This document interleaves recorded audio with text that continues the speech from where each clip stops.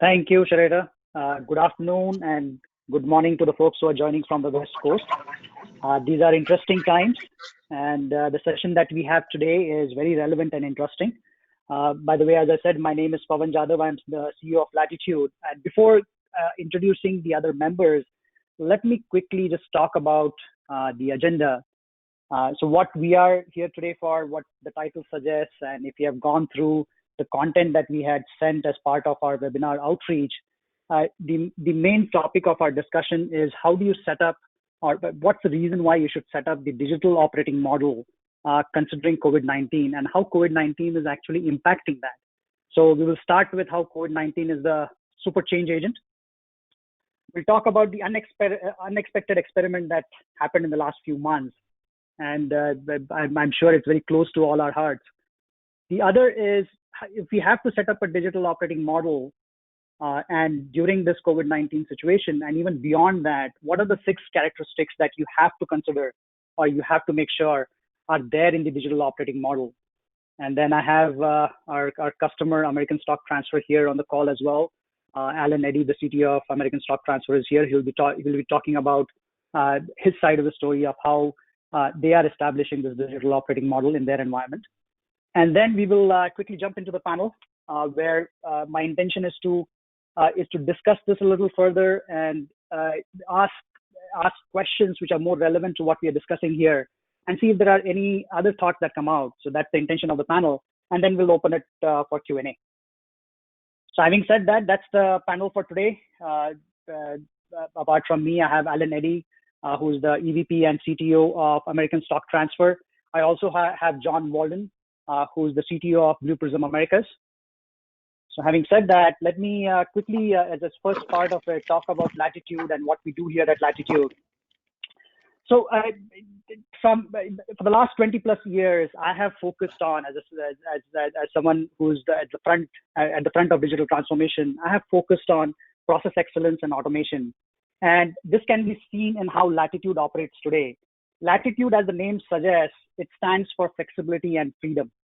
Right? As a company, we want to have the latitude or freedom to create innovative solutions for our customers, but more importantly, create flexibility for our customers to do more value-adding work. Right? So that's the mission that we operate with. We are one of the top 5 pure-play award-winning intelligent process automation companies in the USA, and primarily focused on process automation. Our focus is financial services, insurance, and healthcare. And it's a no-brainer. There are a few teams that are running across these 3 industries. One is that they are heavily regulated. There's lots of digital work happening, and lots of manual activity still happening. But most of it is knowledge work that happens within these industries. And that's one of the key reasons why we are focused on these 3 industries. So the technologies that we work today are more geared towards these kind of industries. Right. So having said that, let me talk about.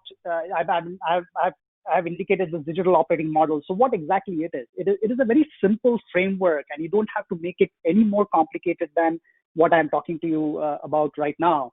Is that any process, for that matter, always starts with information coming in. So on the left-hand side, if you see, these are the sources of information that come in. And it could be a lending process, it could be a claims process, it could be a medical review process. It could even be an accounts payable process. When the information comes in, the first and the foremost thing that you as an organization or operations team have to do is extract that information from these documents, or maybe an email, or maybe a chat, or a voice call.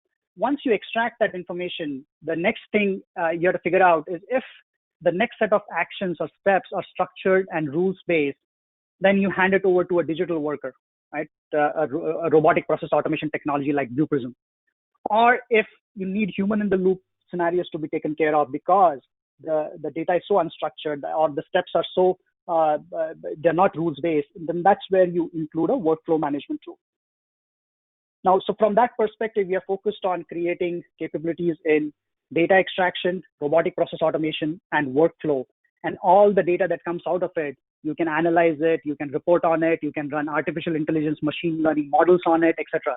But the 3 pillars are primarily these. And Alan, in his case study of what's happening at American Stock Transfer, will talk about how he is using Blue Prism and other technologies in these 3 pillars to digitally transform his organization. So moving to the next one. So from the services standpoint, what we do is we help you establish that digital operating model. So whether it's initializing it or establishing it or stabilizing it. So right from tool selection to assessing the processes and finding the right process candidates to establishing the center of excellence and even establishing the process factory so that you run a stable delivery model for your enterprises. So having said that, let's jump into why we are here for. COVID-19, did it turn out to be the super change agent? Right, and I would say yes, it did. In fact, there is a meme going around in the social circles where the question is, who led the digital transformation of your company? Was it the CEO? Was it your CTO? Or was it COVID-19? And in many scenarios, it was COVID-19 that pushed you to the edge, that forced you to digitally transform. And there are several examples of this. In fact, if you look at what's happening in the payroll protection program, which was launched by SBA processed 14-year worth of loans in 14 days. Could they have done it without technology? Could they have done it without using these transforming technologies or without automating their processes? And the impact of that was felt by not only the borrowers, but all the lenders who were making these billions of dollars of loans. So through these two phases, the government has put almost more than $600 billion of liquidity into the market within days, right, which was unheard of. So what's the unexpected experiment we are talking about? The picture here speaks for itself. What we have all gone through, whether you are on the side of where Latitude operates in, or if you're one of the ones who actually face the brunt, this is the kind of situation we actually went through. But not sure about Marty, but we happen to be there.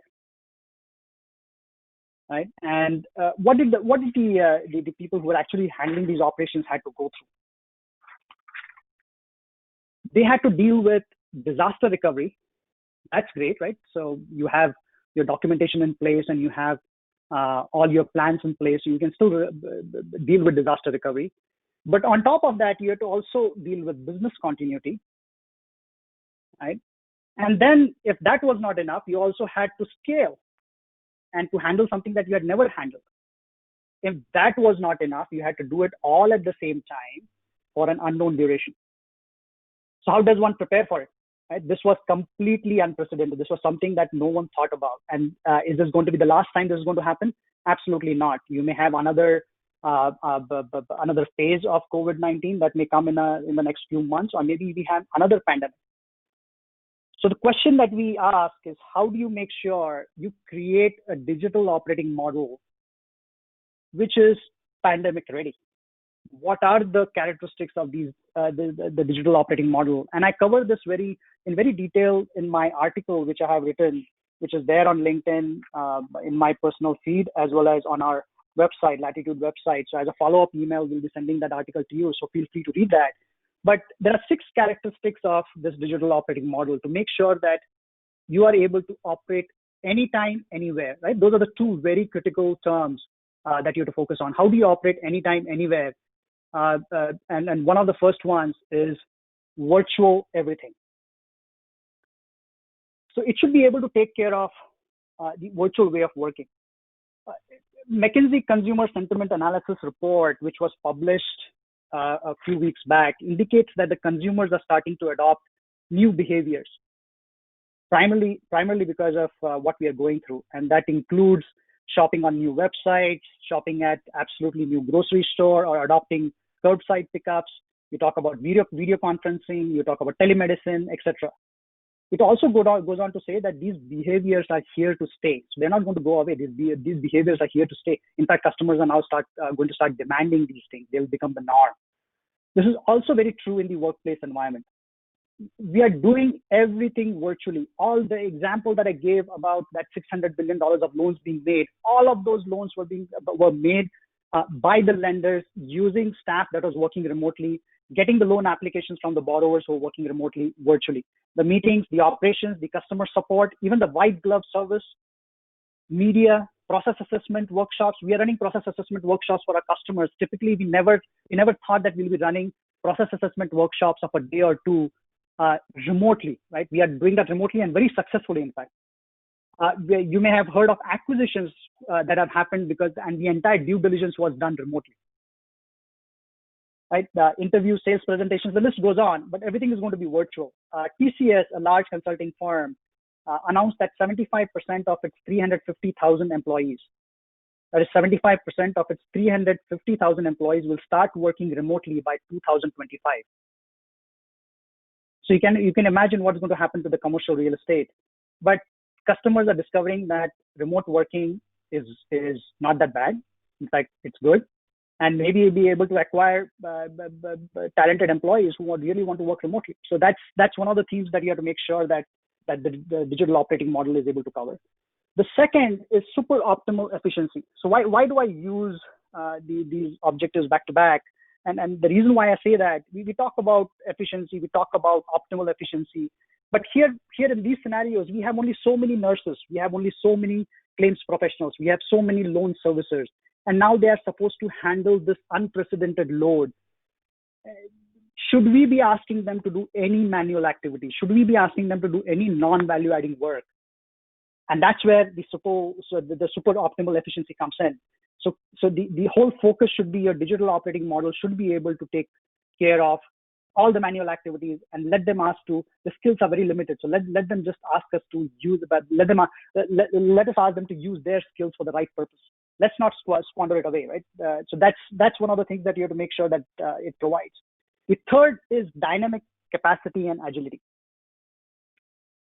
So can I deploy capacity dynamically or in minutes when I'm faced with unprecedented demand? So I know that this is not going to be the norm. I know that maybe after this, things will come back to normal, but these situations will come back again. So is your digital operating model ready to do that? I'll give you a few examples by what I mean by dynamic capacity. Verizon consumers are making 800 million calls a day now. This was seen once a year on Mother's Day. Now it is happening on a daily basis. Microsoft Teams handled 2.7 billion minutes of calls on March 31, just one day. And what Microsoft Teams is also noticing is that earlier 20% of the calls were video calls, but now that has doubled. 41% of the calls are video calls. People are more comfortable doing video calls. I've already talked about SBA. Right? So the first 349 billion in the phase one was made in a matter of a week. Mortgage forbearance is another area that is becoming a key area for focus. One of our customers, in fact, received 80,000 requests for mortgage forbearance in a matter of days. And as you realize, if the situation doesn't improve, or if some portion of this is going to fall out, and we are going to have foreclosures, and that will create additional demand. So how do you take care of all of that? Everything as a service. You can only create dynamic capacity and agility in these unprecedented times if the service that you're consuming is as a service and the product that you're offering is as a service. So make sure that you're able to create these kind of capabilities, and this is only possible if you are providing it on the cloud and the underlying infrastructure is on the cloud, right? And so you would have seen the importance of cloud going up quite a bit.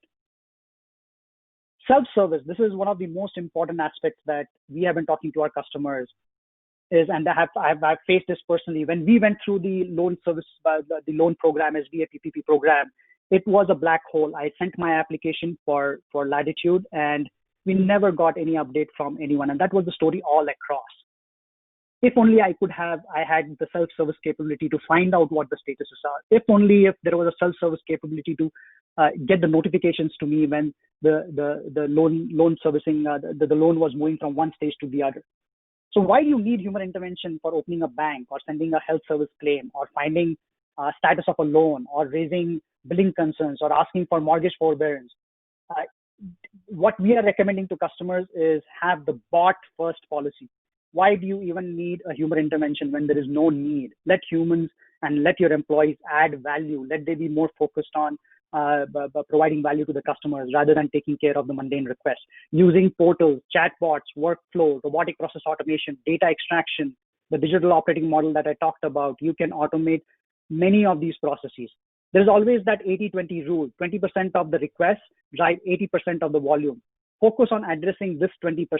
You may not be 100% automated, but you know that you have taken care of 80% of the headache. Customers are used to it, by the way.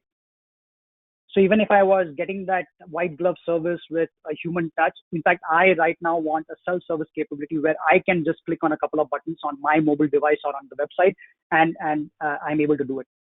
I expect it and I demand it. So that's the consumer behavior that we are talking about. And the last but not the least, while you're running all this remote environment, while you're running all the digital operating model, where you're not able to see any of your employees physically, you do not know exactly what they're doing. And that's where the end-to-end visibility comes in.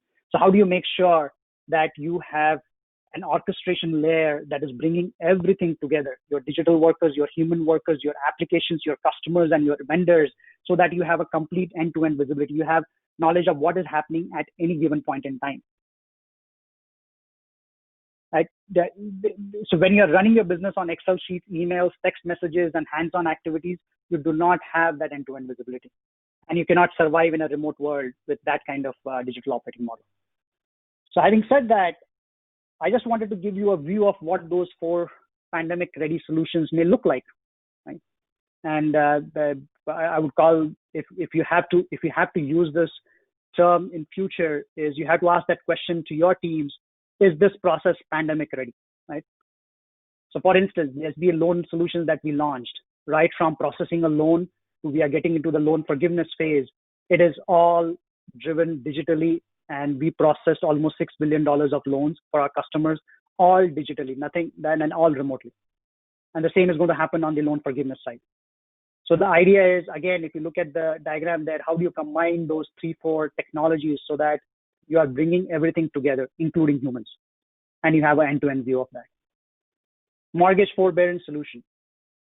You can deploy these conversations, the chatbots, the web portals, the IVRs, all of them on the cloud. You can build the rules in the back end.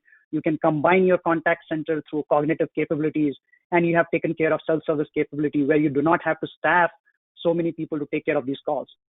So you move from that to what is going to happen in the next 6 to 12 months. You again combine those technologies, put it on the cloud so that you can take care of the maximum. You don't have to be ideal. What you have to do is attack the 20% of the causation factors, and that will take care of 80% of the volume. Another example is of a cognitive call center solution powered by chatbot, where majority of the questions, which are very, very straightforward, and in many cases could be cognitive as well, can be handled through the self-service capability, which you have to provide to your customers. And in cases where you have to, so you're talking about an omni-channel experience where if your customers have to really talk to an agent, they can still talk to the agents, but you have this everything set up on the cloud so that your contact centers agents can work from anywhere at any time, and your customers are still serviced. Another example is an accounts payable solution, where you are receiving all the invoices, data is getting extracted, they're flowing through a workflow and interact with your backend systems. So having said that, I think I've set the stage in terms of the context as well as what's coming. I hand it over to Alan, where Alan will talk about the case study, a live example of how Alan is handling this in his organization, American Stock Transfer. Alan. Hi, Pawan. Thanks very much. I'm Alan Eddy. I'm the Chief Technology Officer for AST. If you can go to the next slide, please. I wanted to tell you a little bit about AST, first of all, just so you can get the context. But I wanted to tell you really about our challenges, our non-digital challenges, what we've had to do with COVID-19, and then finish off with what our priorities are at AST. But first of all, AST is a company that deals and manages for our clients their entire life cycle. So we are a company that faces off against all companies, whether private or public. And this little circle you see in front of you really describes what we see as the life cycle of a company. So you might be a small company starting out as a private company. So we have a new solution, which I'll talk about later, for private companies. For those private companies, many of them want to go public. Many don't, of course, but many do want to go public, so they'll go through with an initial public offering. So we help those companies prepare for IPO. We execute it for them, and we help them with any equity plan administration they may want to do and when they're public. And then when they are public, every public company in the US in particular must have something called a transfer agent, and we have a transfer agent for public companies. We're one of the top 2 in the US, and what we do for those companies is basically manage their ownership, their shareholders for them. And we do equity plan solutions. We help individuals manage, get their dividends, their statements. You want to sell shares, you want to buy shares, and so on. We also help public companies with who owns them, and I'll talk about that in a second. We help them with their annual meetings, and we help them with their various dividend processes, corporate action processes, as well as help them with regulatory and tax reporting. And of course, some companies may need some restructuring. Some companies go into bankruptcy. Clearly, with this pandemic, there's been a bit of a rise in that. So AST helps companies restructure and help the companies go through that process. And what we found though, that some companies go around the circle more than once. Some companies go through private, IPO, public, bankruptcy, back to private, back to IPO. So the circle keeps on going. You go to the next slide, please. So we talked about 2 or 3 things here to give you a context. So I said we start with private companies. So we have a new software as a service product called Estrella, which launched for everyone, any client who wants to use it last month. Very proud of it. We've just built it. It allows private companies really to, again, manage their ownership interests through something called cap tables. So if you're a small company, you may want to offer employees a share in your company to entice them on board. And as a company grows, your individual ownership value grows as well. So Estrella is all about helping those companies grow through our software, and we automate things through a SaaS-based solution.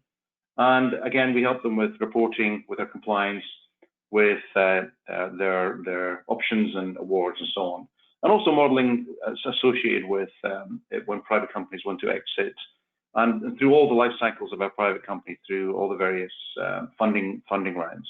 So that's Estrella, launched last month. Very proud of it. Software as a service. It's one thing we do. On the next slide, we talked about public companies, and if you're a public company, knowing your ownership of your company is super important. And what we do with Issuer Central, and we're the only company who does this, is we pull together all the ownership data associated with that company, whether it's the data that we, AST, know about you as your transfer agent, or whether it's other data associated with other shares outside AST's control. And we help companies with their ownership from Section 13 filings, Section 16 filings. We pull together a bunch of data from various different sources in one place that allows companies to track their ownership. And that's important when it comes to times like these, when perhaps your stock's in flux. You want to make sure that you don't have any activist investors on board, or if you do, what they're doing, why they want, what they're looking for. And Issuer Central, especially in times of change like this, is a super important tool for corporations. The next slide really talks about another part of our public company offerings, which is really about helping companies. In this case, we have a tool for mutual funds for proxy tabulation. So every public company will has AGMs, as I mentioned, and they will have things that the board want their shareholders to vote on. And if you own shares yourself, you will see every year probably a need for you to vote on certain resolutions coming from the board. Now, our Proxy IQ platform here is blockchain based. As I should have said, Estrella is also blockchain based. Our Proxy IQ platform is blockchain based, so all the votes associated with those proxies are tabulated in the blockchain. It predicts how the vote that the board are looking for is being acquired and what you may have to do to it to get to the board resolution that you want. So we have, this is another great tool, brand new tool from AST, really helping companies tabulate their votes. Now, yeah, next slide, thank you. As I mentioned, we have some challenges. One of them is the non-digital challenge.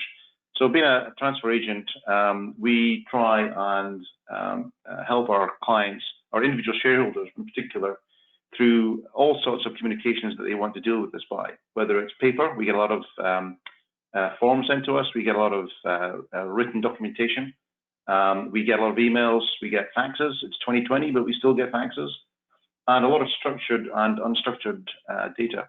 So we have a lot of paper that we're having to process. And we also have a lot of voice. So our call centers deal with a lot of people calling us for, could be anything from address changes to balances on their accounts to where is my dividend, etc. And basically managing those channels for our clients is important. AST is a digitally enabled, is a technology enabled company, but we still have to deal with this unstructured data. And I'll talk about that in a second. On the next page, we also have COVID-19, of course. And AST, we are spread across the US, but predominantly based in New York.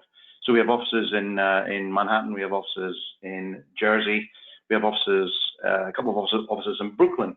So, and of course, COVID-19, as everyone is aware, had quite a horrible and terrible ramifications for New York. And we've had to move very quickly as a firm to move our workforce to be able to work from home. Now, it's quite difficult because, as I said, we had all this paper. We've had people who traditionally have never worked from home, and we've had to educate them and equip them for that remote work. So we had hundreds of people we had to move into their homes to be productive and keep them safe during this pandemic. So we've been very busy, as I'm sure most firms have been. Those on this call will be similarly proud of their achievements. And we've had people now working from home who have never worked from home before. So we've been able to do that. Our paper challenge, of course, still existed. We get thousands of pieces of mail per day to process. And so what we've had to do with this COVID-19 challenge is accelerate or reprioritize some of the things we had in the works for our digitalization program. Now, we've been working with Blue Prism and Latitude and other digitalization firms for a while now to do some of these things. We had to reshuffle the deck a little bit with the COVID-19 challenge. So we accelerated basically how we enable people to work remotely. So instead of people being in the office and processing paper or email, we now have that all digitized, and people can now do that remotely. And that was done within 5 weeks. And it was quite astonishing how quickly we were able to do that. And we'll talk about some of those things later. But now, when COVID-19 is gone, I think we'll be delighted, of course. But I think the way we've been able to accelerate some of these digitization initiatives gives AST a lot of options about how we want to operate going forward. Do we necessarily want to have such a large workforce from home? Do we want to have as many people in the offices? Again, those are decisions we have to make, but at least we have a choice now. And the next slide. So next slide, our priorities really is we want to service our clients in the best way by using technology. We want to get that customer satisfaction, retain the high levels of customer satisfaction, and we're increased digitalization, and we're using tools such as I say, Blue Prism, and using firms as Latitude to help us get there. We've got SaaS products such as Australia for private markets. We do see that as a way to help our clients be more self-starting and in control of their own processing flow. We're using RPA partly for cost savings, but a lot of the reasons for driving consistency, accuracy, and also speed, the responsiveness. These machines can turn around things very quickly. And in a time of when people are working remotely, these are great advantages. We're also using imaging and machine learning to help automate some of those non-digital challenges. But ultimately, we want our customers to interact with us whichever way they want, whether it's through paper, email, voice, mobile, or web, and probably even fax, as I mentioned at the start. But we want to do it in a way that's seamless, that's efficient, and is accurate, all about customer satisfaction. So that's AST, and that's some of the things we've been doing over the last few months. Pawan, back to you. Thank you, Alan. That was awesome, and I think it presents and it sets the context for the panel discussion. So you heard, Alan, you heard what's going on, and you touched on various aspects. You heard from a solution and a system integrator standpoint what we are talking about. But I would also like to invite now John to join the panel, and I want to explore these themes a little further and go a little bit in detail. I have 6 themes in total, and depending on the time, we'll try to explore all these 6. But if the time doesn't permit, I'll just try to prioritize this. And as we get into this discussion, I just want to make sure that it's not only about robotic process automation. It is about the digital operating model. Robotic process automation is a cornerstone of that digital operating model. And what Blue Prism does, and John will allude to that as well, is it creates that digital ecosystem for you to automate all your processes, right, from start to finish. So let me get into the themes.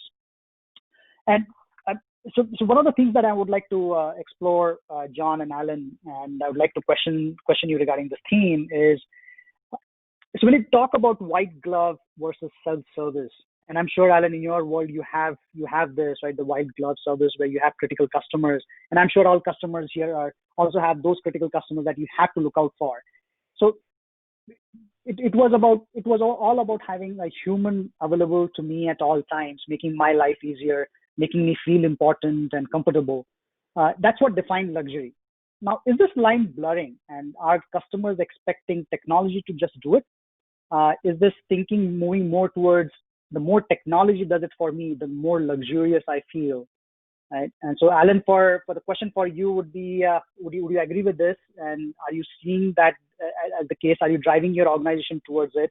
Are you looking at RPA or other related technologies to do that for you, or are you primarily focused on RPA as a cost-saving tool? So that would be that question. And John, from your perspective, how are you looking at all of this thing? I'm sure you have stories where RPA is not only being used as a mechanism to save effort, but also to drive better customer experience. So if you could highlight, and if you can provide your perspective on this aspect, that would be great. John, you want to go first? Yeah, absolutely. I wasn't sure if Alan, you directed that to both of us. Not a problem at all. So, my perspective of luxury always ends up being one of service. When we were all traveling, as it were, the airlines definitely gave people who were traveling more service, and you had people you could call directly. But even though I had the ability to call somebody directly, self-service was still critical to me to feel part of that. So when I talk and think about luxury in general, it really comes down to getting accomplished what I need to be accomplished as easily as possible.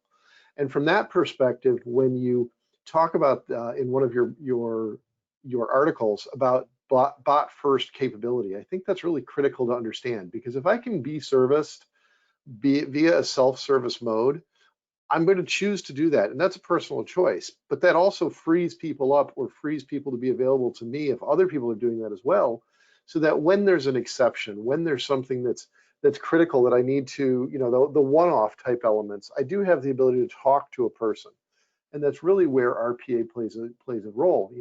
You're very familiar with the fact that most organizations are looking at RPA, and they're considering one of the primary measurements are hours returned back to the business, and those hours are realistically able to provide capability back to the business to be able to support people that do have other needs beyond what are normal. But in the end, service is really what matters, whether it's self-service or white glove. As long as I can get accomplished what I need to, then I'm happy and my customers are happy, and RPA is a great way to do that across both giving hours back to people to be able to do that, as well as just being able to accomplish those things in the omni-channel approach. And John, it's Alan here. And John, yeah, and John, you said it yourself, right? It all depends on what the customer wants. I think white glove or self-service, it depends on you as an individual, what you prefer. Some people prefer self-service. Some people prefer a bit more of a human touch, right? So we want to be able to, in AST, we want to be able to service the customer in whichever way they want to work. So some clients, as I mentioned, prefer to work with a person at the end of the phone. Some people like paper mail. Some people like self-service. Some people like mobile. So what is important for me at AST is that we can deliver this efficiently and accurately and timely, right? And technology is key to that. And some of these tools that we've described already are key to that. So delivering it in a way that's accurate, timely, and efficient. But we want to be able to give a white glove or self-service. Just it's all about the client. What do they want? And we'll try and meet those needs as efficiently as we can. Great. Now, I think what Alan, you indicated is that this is here to stay. People are going to demand that human touch. And what I'm also hearing from this discussion is that maybe one is feeding into another, right? So, for instance, if you take care of the manual activities and convert that into self-service, then maybe you actually can provide white glove service the way it's supposed to be provided. Because I have been part of certain white glove services which doesn't feel like white glove. So maybe if employees have more time, they can actually give me white glove service, right? So that's that was good. Thank you. Let's talk about another aspect that Alan, you touched about, was in 5 days you were able to accomplish what you accomplished when you had to move your people around and you had to take care of all the mail that was coming in. So there was this motivation, and we achieved the impossible. And when I say we, it's everyone achieved the impossible in their sectors. Everyone was super motivated. They were more productive, more driven. Was it just the motivation at some unconscious level because of the unprecedented circumstances, or can the executives learn some experience and sustain this productivity, maybe a part of this forever? And more importantly, we always thought, let's take baby steps or get small incremental gains, but knowing what you know now of human capabilities, can we straight away go to giant gains and then you know what your employees are capable of? So, Alan, the question to you is that the learning that you have, and how are you thinking about this now that you've gone through one such exercise of what you can achieve? Yeah. I mean, you said 5 days. I mean, if only it was 5 days, right? It was 5 weeks. So 5 weeks was astonishing. We implemented this digitalization solution in 5 weeks. Now, it helped, of course, that some of the basics were already in place. You just can't spin up some things that quickly. It takes time, right? But we had the basics there already. Yeah. But what really helped, I think, was the motivation and the simple message about what we were trying to achieve. We wanted to stop people having to come into the office to process mail, basically. We wanted them to be safe. It was a super motivator for everyone, and it allowed us to make fast decisions because we were talking about people's safety. And that was key, right? So a shared understanding of the rationale and the motivation. So inspiring people and then clearly, and very importantly, trusting people to make it happen. So a simple message, we let people get on with it. And this is a lot of what we try and do now in AST. We're trying to run pretty much everything in an agile way in cross-functional teams. And part of doing that is not just the methodology. It's allowing people to get on with it, allowing the trust for those teams to make their own decisions and plans. So those are the key messages, I think. It's simple messages. It's shared understanding of what we're trying to achieve, and then just letting people get on with it and trusting them to deliver. And I think people rise, in my experience, people rise to those motivations. And that's what we can learn from this. We had 5 weeks, clear message, really good objectives, and that's what we need to drive forward for other programs. Yeah, no, it's a very, very strong learning, and that's the learning on my side as well of what can be achieved by those simple goals and strong message and making sure that employees are working at that motivation level. So, John, from your perspective, you wear multiple hats, but one of the major roles for you is to learn from the market and work on on the product features to be launched in the coming months and years for Blue Prism. Do you think, based on what you know of human potential now, you can launch more robotic potential? So is human potential feeding the more robotic potential fairly quickly? Are you thinking on those lines? Absolutely, we're thinking on those lines. You know, the aspect of what COVID has done has ended up creating a lot of demand for us. You know, you talked earlier about the PPP aspect of being able to do 14 years of loans in a matter of weeks. That wasn't even something we would have considered before that, but that shows you the potential of being able to spin up these digital workers. You know, another large company we work with really recognized what was going on and recognized they had a lot of processes that they had to adjust or make adjustments to as a result of this. And so some of the aspects of product parts that we were already looking at, things like the ALM, the life cycle management of processes, is something that we were already looking at with Blue Prism Cloud, but has definitely been reiterated to us the need to be able to have those adjustments quickly, and we've tried to respond to them, you know, doing all sorts of things for our customers, for having, you know, COVID help with CDC and some other organizations. It's really a matter of recognizing that because of the state of urgency that we've been living in, it has definitely helped us to recognize and look at the need for digital workforce and how we can better that digital workforce moving forward. That's great. So the one of the things that we have noticed, and this is something that I feel it's here to stay. But let's talk about this coexistence of digital workers versus humans. There has been the fear that RPA is taking away jobs, and these technologies in general. If you look at digital operating model itself, we ended up actually saving jobs, and in many instances saving lives during this pandemic. So are you seeing this shift in mindset in employees who are actually performing these tasks? Because this fear resides at that level. Are you seeing that this fear is going away, at least now and maybe forever, because they are being helped by this digital transformation? Are you noticing that, and are you seeing that? And maybe that question, maybe Alan, you can handle first, and John, you can go next. I think RPA, the benefits of RPA are manifold. I mean, making things more efficient, removing manual processes clearly is always part of reasons why companies will choose RPA. So I think there will always be, I think we'll always have that fear, if you call it fear, persisting.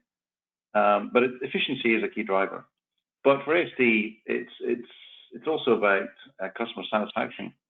It's about the consistency and the reliability and the speed of delivering a service. So RPA and other digitalization technologies have recently been keeping our staff safe, as I mentioned, and been able to deliver predictability. And that's great for our clients during these, you know, unprecedented times. So I think these technologies is much more about, it's not just about efficiencies, although that's important. It's also about delivering consistent customer service, which is super important for ASD.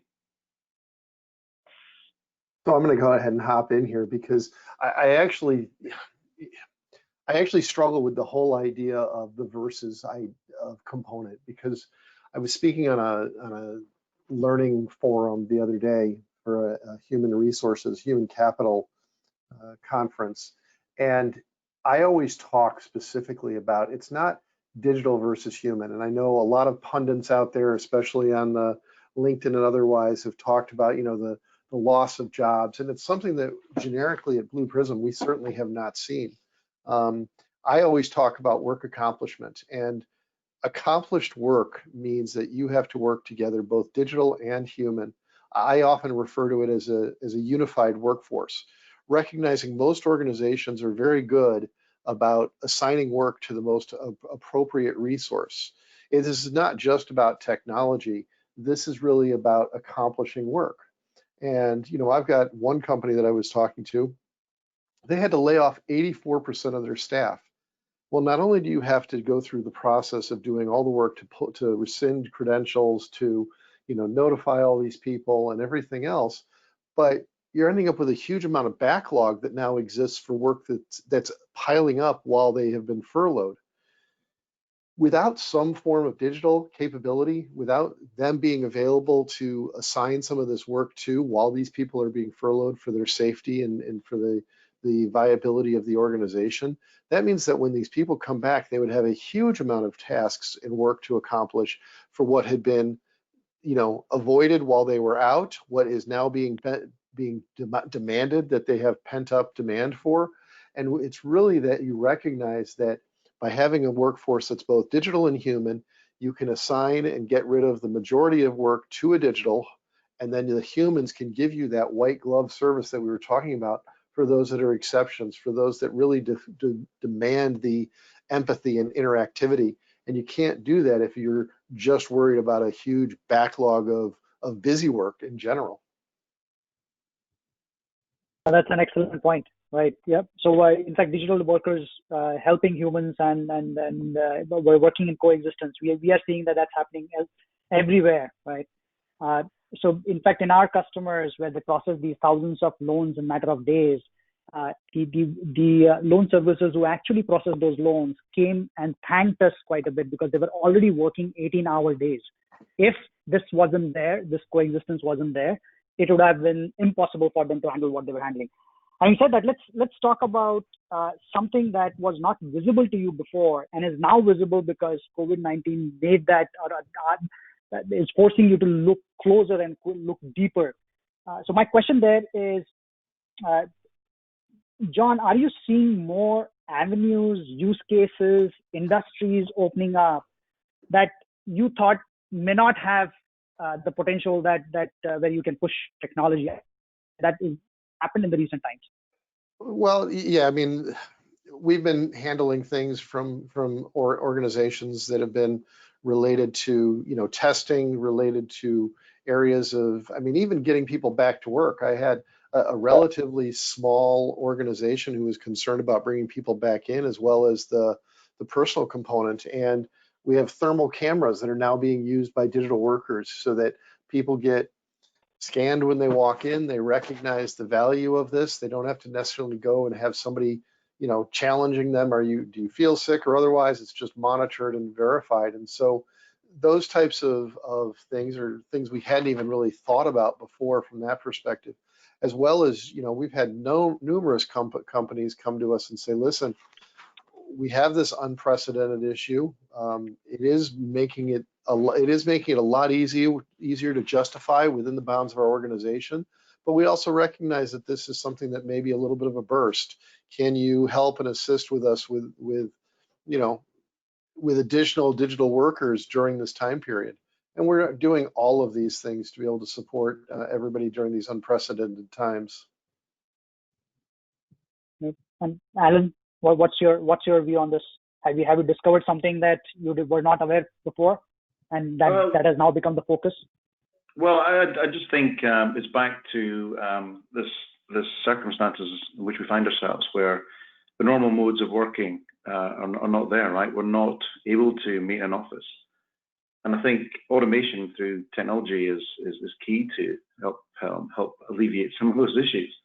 I think the technology has always been about automating manual tasks, right? I mean, I was looking at the SpaceX dock at the International Space Station just last week, which was astonishing, right? And all that was done, that was all automating, all automation, right?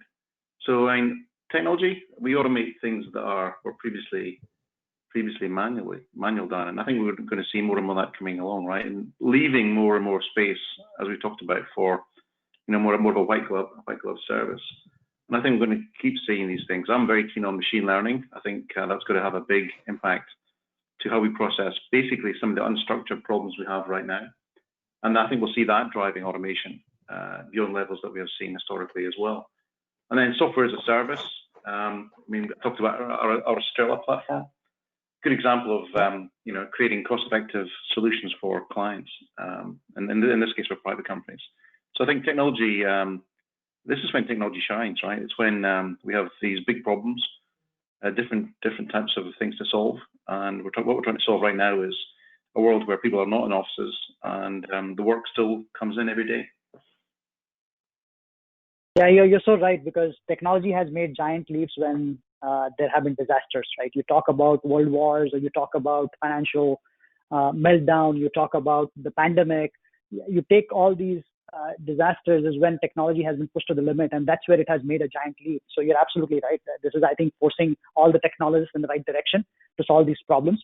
And the next two questions primarily. Sorry, just one thing before we move on, if you don't mind. Yeah, that point about these massive changes support large innovation. This is what we see in the private world as well. In the 2008 financial crisis, a lot of private companies were set up after that in response to some of the problems that were made visible through the crisis. And I think we'll see the same here, right? We'll see a lot of private companies forming and because of some of the challenges we've had now, right? This is a problem no one's seen in their lifetime, and I think we'll see a lot of private companies reacting and responding to those new opportunities. Yeah, to add to it further, I just heard from one of our customers that they processed their 1 millionth claim coming directly from telehealth and telemedicine. And there was a big claim made by this company that this is here to stay. So that's an industry that's trying to make its way and trying to push the boundaries. But I think this pandemic is going to make that a norm, right? We are going to continue to expect that. So that's another example. But in the interest of time, let me move to the next theme that I'll explore, and maybe I'll stop after a few minutes here, is one of commoditization, right? And this is something that maybe we addressed already. But if you look at it as a technology system integrator or solutions provider latitude, or maybe from a Blue Prism perspective, this is one thing that we always want to stay away from. We don't want to provide services in the commoditized area, but it also for technology to move forward, commoditization is absolutely necessary, because you have to have commoditization. That's when people start talking about innovation more, because it's all driven by this commoditization. This is what I believe. So my question here is, Alan, do you feel that this is you are seeing that happening in the current set of technologies? And you alluded to machine learning and artificial intelligence just a couple of minutes back. But can you speak a little bit about this aspect from a CTO standpoint? From a future standpoint, well, the future, right? The future is hard to see, but let's say in the next 5 years, I think we'll still see paper, we'll still see voice. Everyone won't automatically move on to brand new digital technologies. So I think those things will still persist, or they'll probably reduce in scale. So I think machine learning, artificial intelligence will be key to help make those things more seamless. And that's just in how we interact right now. But if I were to look at the future from a business point of view, as I said, AST is in the business of managing a company through its whole life cycle. And I think we'll see digital securities underpinning more and more companies. We talked about private companies, we talked about public companies, and I think smaller companies, especially, fast-growing companies, will probably evolve to using more and more digital securities. And I think AST, we're looking at this actively as well, as a way of thinking about the future evolving along with the needs of these companies. So I would say, if you look at the future, I would see we'll still have some of the same problems we have today. We'll have better technologies to fix them, but we'll also have a different way of how companies want us to help them as well. So we will be reacting to that. Wonderful. John, what do you feel? Maybe you can address both these aspects: the commoditization that is challenging you, and maybe what you see in future. And I'll ask you to do that in the next 30 to 45 seconds. Not a problem at all. Maybe a bot again. The commoditization is bound to happen. And when we first introduced RPA, I was having to do a lot of education, just make people familiar with it. The fact that it has now become a common 3-letter acronym is huge, huge both for organizations as a whole, as well as for companies to be able to see what is available to the future. We've talked a lot about the aspect of time being returned to, and innovation is really one of the key items that help drag us to the future. back in the 60s when everybody was talking about, things like Star Trek and Star Wars and those types of things, we laughed at the idea of having communicators in your pockets. And yet now, we carry around more technology in our pockets than originally put the first man on the moon, sort of tying in, the whole idea of the space delivery and what happened there from an automation perspective. But I think as we look at the future, the idea of AI and ML have to be applied and have to provide that innovation cycle for people. And we can't really define AI and ML unless it's being defined within the bounds of a process, within the bounds of some accomplishment. Otherwise, it just becomes way too nebulous. It becomes a problem looking for a solution as compared to what I think RPA and the commoditization of RPA really provides. And that is, you define what the problem is, we'll find a way to deliver on it at scale by using digital workers. Great. Oh, that was awesome discussion. I felt that I would just want to continue discussing this with you, the two of you, but in the interest of time, let me stop here. And Sharita, do we have any questions that we want to pick up, maybe a couple of them before we hit the top of the hour? Yeah, thank you, Pawan. Unfortunately, due to our timing on today's webinar, we will compile all questions and answers and have to distribute them via email following. But if you have watched this video of today's webinar, please feel free, and you have questions after the fact, please feel free to send an email to Pawan, and that's pawan.jahab@latitude.com. Let's turn back to Pawan for his final thoughts on today's webinar, and then we'll close from there. Thank you, Pawan. Yeah, no, thank you very much. And thank you for the audience, and thank you, John and Alan, for participating in this discussion. I feel this discussion will continue. All of us are going to go back and are going to discuss how this is going to impact. And what we are expecting is that through the digital channels, we will continue these discussions as well. So as a next webinar, we are working on how to actually implement this digital operating model that we talked about. And there's an intelligent automation crash course, which basically talks about how do we take each of these components and implement that within the organization, and how do you create that roadmap and how to achieve success in doing this. So this is, here we discussed why we need it. Now we will be moving to how to establish that. So just keep an eye on an email from us, which will be talking about the next steps and the dates in that regard. Most probably we'll be doing this in the month of July. Thank you very much for your time, and have a wonderful day. Take care. Perfect. Thank you, everyone, for attending today's webinar. A copy of this recording will be made available via a post-webinar email. On behalf of Blue Prism, Latitude, and our guest speaker, AST, thank you for joining us today, and enjoy the rest of your day.